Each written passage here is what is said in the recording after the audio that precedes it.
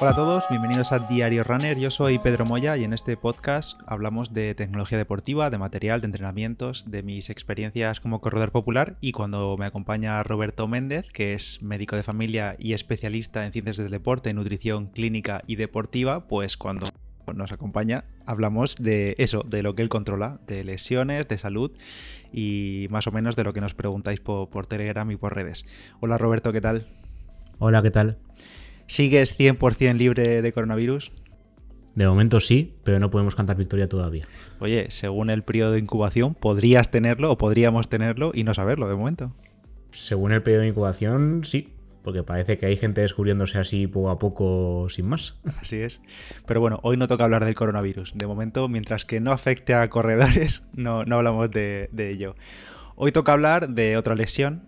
Ya sabéis que en las últimas semanas hemos publicado algunos podcasts y artículos que ha hecho Roberto sobre lesiones deportivas, como son, por ejemplo, la periostitis tibial o la rodilla del corredor.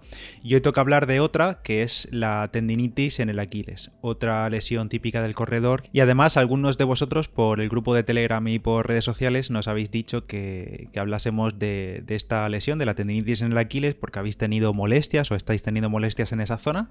Así que vamos al lío. Algunos de vosotros, por cierto, creo que recordar que uno era Víctor y otro era Ricardo por el grupo de Telegram, así que ahí va la respuesta, a ver si os ayudo.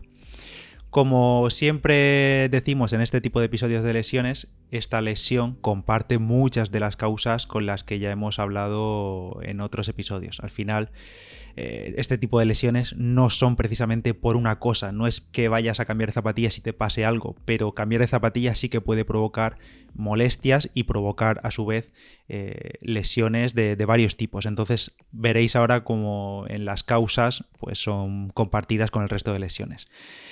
En fin, vamos al lío. En primer lugar, y para situarnos un poco en la anatomía del corredor, todos sabemos dónde está el Aquiles o todo nos suena el tendón de Aquiles y demás, pero ¿qué función cumple el tendón de Aquiles en nuestro cuerpo, Roberto?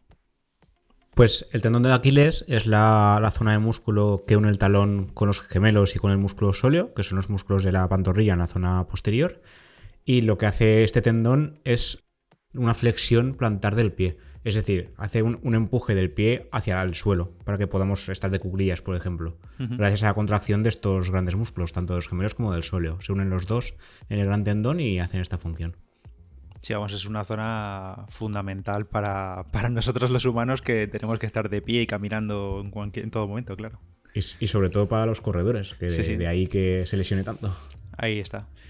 Vale, entonces, ¿qué es la tendinitis del Aquiles? O bueno, también lo he leído como tendinitis aquilea. Sí, es otra manera de llamarlo. La tendinitis, como indica el sufijo itis, lo que significa es una inflamación de este tendón, de esta zona muscular que une el talón con los gemelos y el sóleo.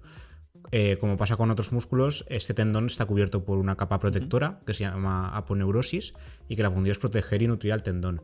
Sin embargo, se sabe que existe una zona de esta capa, un punto débil en este grueso tendón, un poquitín por encima del talón, que es muy propensa a la lesión, que es lo que provoca la tendinitis. ¿Y cuáles son las causas? ¿Por qué se produce esta lesión? Pues como ya hablamos con la periostitis, por ejemplo, la tendinitis de Aquiles se suele producir por varias causas. Entre tantas, entrenar en superficies duras o el uso de un calzado inadecuado. Por otro lado, aumentar la intensidad o la frecuencia de entrenamiento sin una clara organización también puede colaborar a que se produzca la lesión.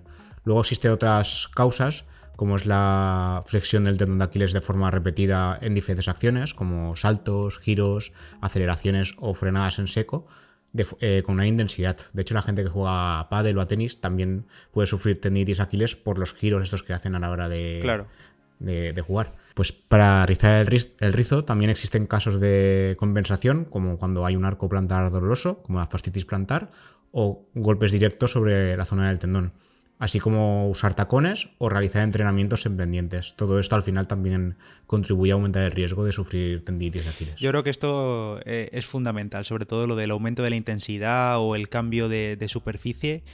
Supongo también, bueno, o imagino que este tipo de lesión se da en corredores más nobles que llevan muy poquito tiempo corriendo y claro, y que su cuerpo, sus tendones no están acostumbrados a esos impactos y a esa flexión continua y no se puede, lo que siempre decimos, hay que adaptar al cuerpo y no se puede empezar de cero o de hacer 10 kilómetros a la semana a meterse 50 o 60 o 70 pues porque quieres prepararte prematuramente para una maratón, por ejemplo, o para una carrera de larga distancia. Hay que ir paso a paso y permitir que el cuerpo se vaya adaptando. Claro, como todo en la vida, las prisas al final Sí, son sí. malas. Y si tuviese este dolor, esta tendinitis, aunque no supiese que es una tendinitis, ¿cuál es el dolor que yo sentiría en esa zona? Pues el dolor más típico es un dolor muy centrado en el talón y en la zona del mismo tendón, en la zona esta débil que comentábamos antes. Normalmente se inicia con la actividad física, en este caso al correr, y luego incluso estando en reposo, o sea, incluso estando sentado, hay gente que dice que tiene dolor en esa zona. Los movimientos de flexo-extensión del tobillo, o sea, intentar flexionar el pie hacia adelante, como hablábamos antes, también puede provocar el dolor. Aunque estemos sentados sin hacer nada en particular, pero vamos a probar a flexionar el pie hacia adelante y de repente da el dolorcito así muy localizado. Y esto te lo suelo preguntar también con otras lesiones. Imagino que a nivel visual no se ve nada. Siendo una inflamación del tendón es raro que se vea algo exteriormente, ¿verdad? Habitualmente no. De hecho, normalmente en la consulta que no vemos deportistas como tal, sino gente de a pie. Y ahí lo que solemos ver es que cuando tocas en la zona del tendón, en la zona está un poquitín por encima del talón, es donde dice la gente que le duele. Pero ni está inflamado, ni se nota nada duro, ni nada de nada. Simplemente tocas muy localizado y duele, sin más. Vale, y pasamos al tratamiento. Aunque lo mismo, quizá es más importante la prevención, como hemos dicho, ¿verdad? Pues sí, como ya comentábamos con la periostititis tibial, por ejemplo, o con la rodilla del corredor, la prevención sería lo principal y lo ideal. En este caso, la prevención se basaría también en evitar los factores desencadenantes, sobre todo el tema de las superficies de entrenamiento, que debíamos buscar superficies regulares con una pendiente adecuada a nuestros entrenamientos, usar calzado adecuado a las necesidades de cada corredor y controlar lo que comentabas tú antes, la intensidad y la frecuencia de entrenamiento, porque al final pasarse da problemas. Luego a nivel de tratamiento de forma más específica, a nivel médico, que sería lo que haría yo en la consulta, yo normalmente recomiendo ser algo más conservador, utilizar frío como si fuera como cuando te tomas un ibuprofeno, ¿no? Cada 8 horas, entre 15 y 20 minutos como máximo. Esto se hace porque el frío quema. O sea, normalmente el frío que usamos son... Yo siempre les digo a la gente, usa la típica bolsa de guisantes congelados, te la pones encima de la zona de dolor. Todo el mundo tiene guisantes congelados en la nevera. O si no, Bueno, algo congelado. Si no es guisantes, lo que sea congelado. Sí, yo siempre digo guisantes porque es lo típico, pero cualquier cosa, pero que no sea el hielo directo, porque el hielo directo quema enseguida. Y esto, eso, entre 15 y 20 minutos. Y cuando el dolor se vuelve crónico, como sucede con los típicos dolores de espalda que duran semanas, el calor es más adecuado. Que de hecho tenemos un artículo sobre eso que comentábamos la diferencia entre usar frío o calor. Sí, sí. Luego, otra función que también hacemos nosotros en la consulta es dar medicación, ¿no? En este caso, antiinflamatorios o analgésicos. Yo normalmente me canto más por antiinflamatorios, lo que comentamos del ibuprofeno o derivados, hay 1000. Pero no se deberían usar nunca más de una semana. Son seguros hasta 2 semanas, pero yo más de una semana jamás los recomiendo. Y otro tratamiento ideal, evitando siempre si puede ser medicación, sería fisioterapia. Dar masajes sobre la zona o hacer estiramientos adecuados sobre el tendón, yo lo veo más factible y más fisiológico que tomar pastillas, la verdad.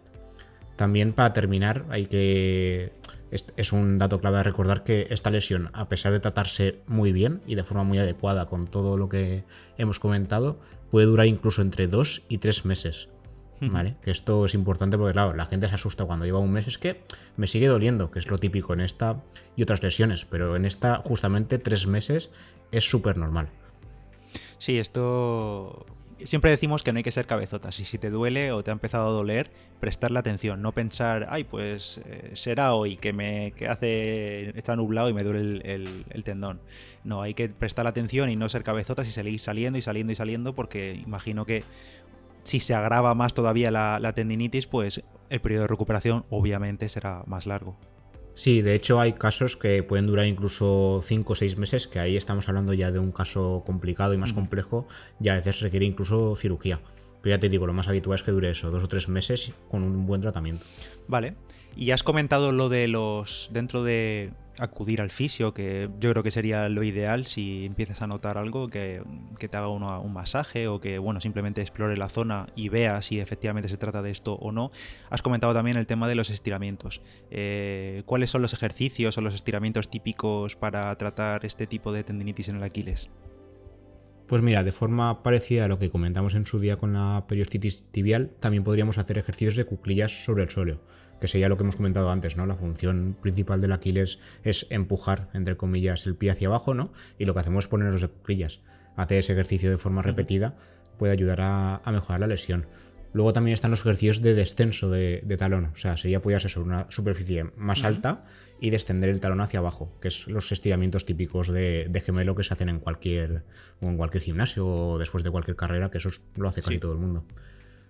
Luego, a nivel de equilibrio, también son importantes los ejercicios de equilibrio con un solo pie, que en este caso el objetivo es mejorar la función del tendón de Aquiles simplemente con el equilibrio, desequilibrando la zona y siempre con la pierna lesionada. ¿Vale? Eso sería hacer la posición unos 10 segundos, aguantar como los flamencos, ¿no? Que aguantan sobre una sola pierna. Pues en este caso tu pierna lesionada sería la pierna del flamenco y tendrías que aguantar unos segundos, aguantar el equilibrio sin más. Ahí no estás forzando la zona y estás dando un poquito de equilibrio al tendón de Aquiles. Y luego, a nivel de estiramientos, sería centrarnos en estiramientos de los músculos gemelos y el sóleo. Uno de estos estiramientos consistiría en colocarse frente a la pared con los brazos estirados y apoyados sobre la pared, con la pierna lesionada hacia adelante y la sana hacia atrás, procurando hacer como una línea recta entre la pierna y el tendón de Aquiles lesionado y estirando durante unos segundos, como hemos comentado con el ejercicio de pie. Esto, como siempre os decimos, explicar estos ejercicios con voz a través del podcast es complicado, pero en el artículo que os vamos a dejar en la descripción vais a tener imágenes y vídeos de cómo se hace. Y por lo que comenta Roberto, como veis, la mayoría de ejercicios son excéntricos, típicos estiramientos excéntricos con nuestro propio peso, como él dice, con ese típico ejercicio de hacer gemelo en el gimnasio, que en el que hacemos muchas repeticiones, pero sería manteniendo la posición y descendiendo muy poquito a poco y con mucha calma. Obviamente, cada uno tiene un umbral del dolor. Yo también recomendaría buscar en YouTube, que en el canal de Fisio Online, que la verdad es que se curran mucho los vídeos, para aliviaros vosotros en casa, si empezáis a notar algo o lo que sea. Tienen varios vídeos de automasaje en el Aquiles, que son súper sencillos de realizar, pero tienen algunas peculiaridades que conviene que veáis el vídeo, porque no es ahí frotarse la zona a lo bruto. Echadle un vistazo. Y creo que con esto más o menos hemos cubierto lo típico que hablamos siempre de las lesiones, qué son, tratamiento y causas. Y nada, un placer tenerte como siempre por aquí, Roberto.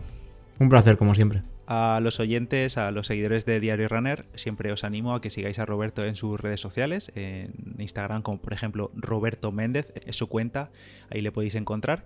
Y si tenéis alguna consulta o alguna sugerencia para próximos episodios sobre lesiones, sobre cualquier otro tema, que tenemos uno pendiente que Roberto me está metiendo ahí presión para que saquemos, tenemos uno grabado de respuestas a vuestras preguntas, pero no me da la vida. Paciencia. Pronto saldrá, lo prometo. Y nada, nos escuchamos en los próximos días. Roberto, hablamos muy pronto. Yo soy Pedro Moya, Palabra de Runner en Instagram, y este ha sido el Diario Runner de hoy.